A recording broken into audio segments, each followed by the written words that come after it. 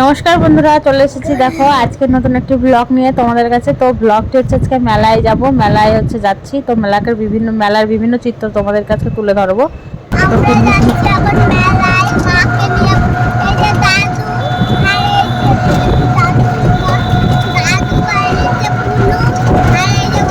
তো তো বন্ধুরা দেখো, আমি মেলায় ঢুকেই প্রথমে চোখে পড়লো নাগরদোল্লা। দেখো ভীষণ বড় বড় নাগরদোল্লা, আমি তো দেখেই ভয় পাই। আমি তো প্রচণ্ড ভয় পাই এগুলো নাগরদোল্লায়, আমি কখনোই চড়তে পারি না।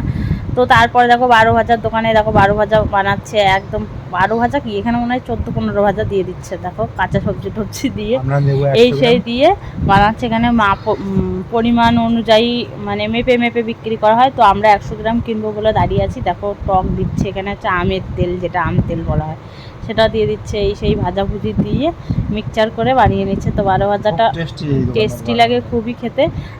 আমি যখন মেলায় গেলে 12 ভাজা খাই, খুবই ভালো লাগে খেতে। তো তোমরা দেখো, আপনারা খেয়ে দেখবেন, খুবই ভালো লাগবে। আর যদি আমার চ্যানেলটি ভালো লেগে থাকে তবে অবশ্যই সাবস্ক্রাইব করে দেবেন। আর যদি ভালো লাগে এই ভিডিওটি তবে লাইক কমেন্ট করতে ভুলবেন না। তো দেখুন বৃদ্ধ লোকটি ভালোভাবে মানে মশলা টশলা দিয়ে এত সুন্দর টেস্টি করে এটা বানিয়েছিল। খেতে যে আমার এত সুন্দর লাগছিল, তো বলার মতো না, দারুণ খেতে লাগছিল। তো আমার দেখা দেখি আরো অন্য অন্য মানুষও নিয়েছে। যারা সঙ্গে ছোট ছোট বাচ্চাদের নিয়ে মেলায় এসেছে, লক্ষ্য রাখবে তারা যেন কোনো রকম শুধু আমাকে 100 গ্রাম দেওয়া বাদেও অন্য অন্য মানুষকে আরও দিবে বলে বেশি করে মাখাচ্ছে। দেখো এই বৃদ্ধ লোকটি ভালোই মানে দারুণ একটা কাজের একটা প্রক্রিয়া দেখুন তৈরি করেছে। তো এটা ভালো খেতে লাগে, খুবই টেস্টি। তো এর আগে একটা অন্য দোকানের 12 ভাজা তোমাদেরকে আমি ইউটিউবে দেওয়া আছে, তোমরা সার্চ করে দেখাবা। এটা হচ্ছে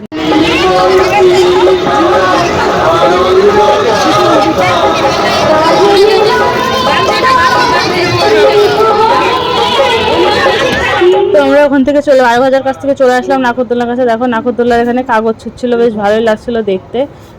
কিন্তু আমি কখনো উঠিনি নাগরদোল্লায়। আমি উঠলে পরে একবার ফার্স্ট উঠেছিলাম ছোটোবেলায়, কান্না করে দিয়েছিলাম। মানে ওঠার সময় যে এত কষ্ট লাগে, নামার সময় কোনো ব্যাপার না, ওঠার সময় খুবই কষ্ট লাগে। তো এই নাগরদোল্লাগুলো দেখলে আমার ওই জন্য খুবই ভয় করে। এখানে ব্রেক ড্যান্স ছিল, বাচ্চাদের ট্রেন ছিল, এমনি হাতে ঘোরানো নাগরদোল্লা, নানান ধরনের নাগরদোল্লা ছিল, অনেক ধরনের, খুব সুন্দর লাগছিল। দেখো কীভাবে নাগরদোল্লা থেকে কাগজ ছিঁড়ে ছিঁড়ে দিচ্ছে। তো ভালোই লাগছে দেখতে। তো কেমন লাগছে তোমাদের অবশ্যই বলো কমেন্ট করে।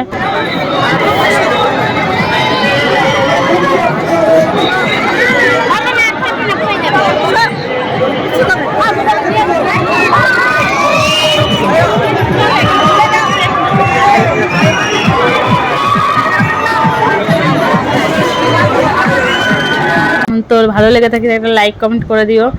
এই ধরনের মেলা কে কে দেখেছো তো অবশ্যই বলো কমেন্ট করে। তো মেলায় গেলে কেমন আনন্দ হয় সেটাও বলো। কত করে?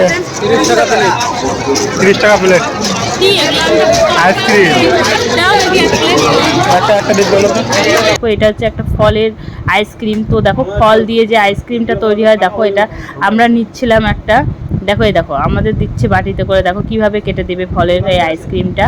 তো এটা বলে ফলেরই পুরো আইসক্রিম, কোনো কিন্তু মিষ্টি না, বরফের মতো খেতে। ভালোই মিষ্টি, মানে হালকা হালকা মিষ্টি মিষ্টি বরফের টাইপের, বরফের কুচি টাইপের এটা খেতে। দেখো এক প্লেট নিল 30 টাকা। তো তোমরা খেয়েছো নাকি এই আইসক্রিমটা?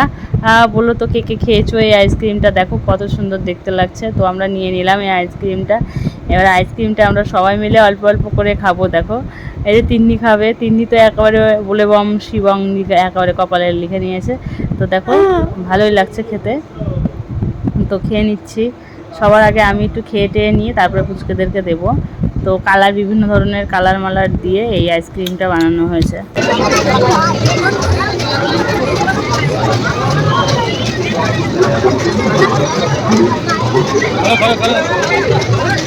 দোকান দিবি না।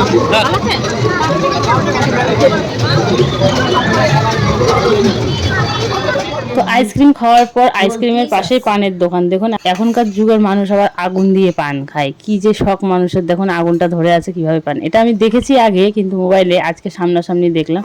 তো এটা আমার পছন্দ হয় না, যে জ্যান্ত মানুষের মুখে আগুন দেওয়া মতো একটা ব্যাপার হয়ে গেল, কেমন একটা লাগে। তো তোমাদের কেমন লাগে অবশ্যই বলবে, আমার পছন্দ হয় না এটা।